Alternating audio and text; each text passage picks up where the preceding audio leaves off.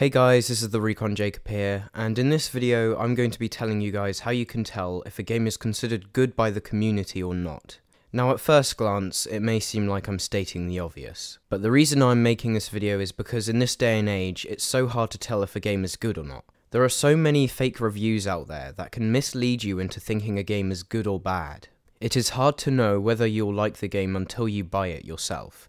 And after you bought that game, if you found that you don't like it, tough, you just wasted your money. The most popular video game review site is IGN. Since IGN is the most popular, it probably has the most influence on game sales. The problem with IGN isn't that their reviews are biased or subjective. It's pretty much impossible to make a review that is fully objective and unbiased. The problem with them is that most of the time, their reviews don't reflect their actual thoughts of the games. Now I will say that you should listen to what I'm saying with a grain of salt. What I'm saying about IGN and all the other review sites is just my perception of them based on what they've done in the past. But if there is a game that you like the look of that you want to get, but you're unsure if it's good, do not rely on big sites like IGN and GameSpot. An article from 2012 showed that an anonymous ex-IGN employee admitted to IGN and other big review sites to skewing their reviews. The article states that these reviews are often paid for marketing purposes. While this isn't outright proof that it's true, it does make perfect sense. Let me show some examples of their reviews. As a massive Halo fan, me, among many others, thought Halo 5 was a disappointment, mostly because of its terrible campaign. IGN's review of the game was a 9 out of 10, stating that it was amazing. Now before you say anything, I know in the game's current state that the multiplayer is actually really good and has possibly the best forge out of any of the Halo games. But at the time this review existed, the multiplayer was garbage as it only had 4 playlists, and the forge didn't even exist yet. The article quotes, "You'll have plenty of things to shoot, thanks to Halo 5's strong enemy variety." Oh yeah, you hit the nail on the head right there. The game has tons of enemy variety compared to, say, Halo 3. I mean, sure, they may have gotten rid of skirmishers, engineers, prophets, brutes, drones, and the Flood, but it was totally worth it because we got 4 types of Prometheans that are nothing but robots with no witty dialogue whatsoever, only one of which was a new addition from Halo 4.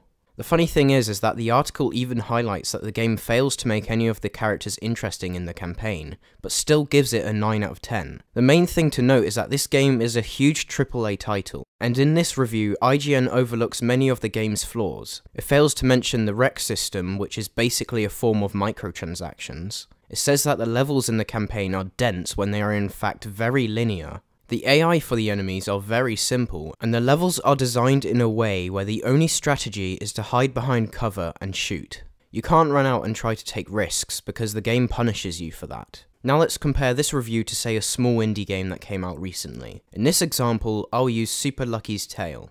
Since this game is an indie game, it doesn't have the money to bribe these websites to give them fake reviews. Now I will say that I myself really enjoyed playing this game. While it's not outstanding, it was definitely fun and reminded me a lot of platformer games from the PS2 era, like Ratchet & Clank, Jak and Daxter, Sly Cooper, and other games of the sort. Now when you look at IGN's review, the game has a 5 out of 10. In this review, they compare this small title to Super Mario Odyssey. They don't even judge the game on its own merit. The article says, "Whose bright idea was it to have a 3D platformer where you can't rotate the camera freely?" Well, somebody clearly hasn't heard of a game called Crash Bandicoot. Why is it even possible to die in the hub worlds, where there are no enemies? Miss a jump or catch an edge wrong and yes, you'll plummet to your death, even in a combat-free zone. I'm sorry, but you're complaining because when you fall into a bottomless pit in the hub world, you lose a life. What did you think was gonna happen? That some magical fairy would come and grab you and throw you back into the world? It then goes on to say, "Remember those clovers? They're not so cute when you're forced to go back to the old levels to hunt down almost all of them, because the boss fight of each world is locked behind absurdly high clover requirements.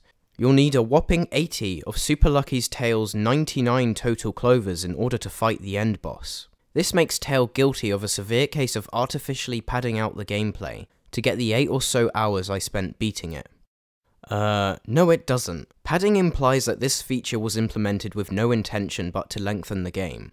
But in this game, this was implemented to encourage you to explore all the levels properly, and plus play the really fun mini-games that earn you a clover each. And since I did all this first time round, by the time I reached the boss level, I only needed to retrieve a few more clovers. The game does this so you can experience the game the way it wants you to. Despite me disagreeing with this review for the most part, I'm not saying it's ingenuine. What I'm pointing out is that when games aren't AAA games and are much smaller titles, IGN coincidentally are managing to notice more flaws about the game, even if they're little tiny nitpicks. But when a game is a much bigger title, IGN just dig up what positives they can find about the game and maybe mention one or two negatives. I could show some more examples of their reviews of indie games and AAA games, but I don't want to drag out this video too much.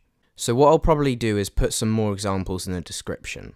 Now that you know what you shouldn't rely on to know whether you should get a game or not, let me tell you what you can do to give you some idea of what people think of a game. What a lot of people like to do is watch a YouTube review of a game. While this is more likely to be accurate to how good this game actually is, it could still be unreliable as you are just watching the review of one person. The reviewer may not be very critical of games, and may give every game a generous score because they're not very observant of the problems that are hard to describe. Or they could be the exact opposite and could bash the game a ridiculous amount based on minor nitpicks. To get even a somewhat reliable overall score, you'd have to watch many of these reviews, which will waste a lot of time. The best way to get a good idea of what the general public think of a game is to go over to Metacritic and check the user score. When a game is being reviewed on Metacritic, the result it will show you is the critic reviews. But weirdly enough, those reviews are less reliable than the user ones. This is because, like IGN, a lot of these reviews are probably paid for. But pretty much all the time, user reviews aren't paid because they have a lot less influence on sales. If you check the Metacritic review of COD World War II, the first thing you will see is an 80% rating by critics. And this is out of only 57 critics. But if you then check the user score, you'll see that the game has a 4.4 out of 10 based on 735 ratings. These are by people who are exactly like you and me. Critics tend to overlook things like microtransactions and many other standard implementations that are anti-consumer. But the users are the people that don't stand for these kind of practices. Bear in mind, this website is also helpful for deciding whether or not you may enjoy a movie. For example, a movie that I personally enjoy is Beverly Hills Cops 3, which has received an awful score of 16% with a total of 15 reviews. But then if you check the user score,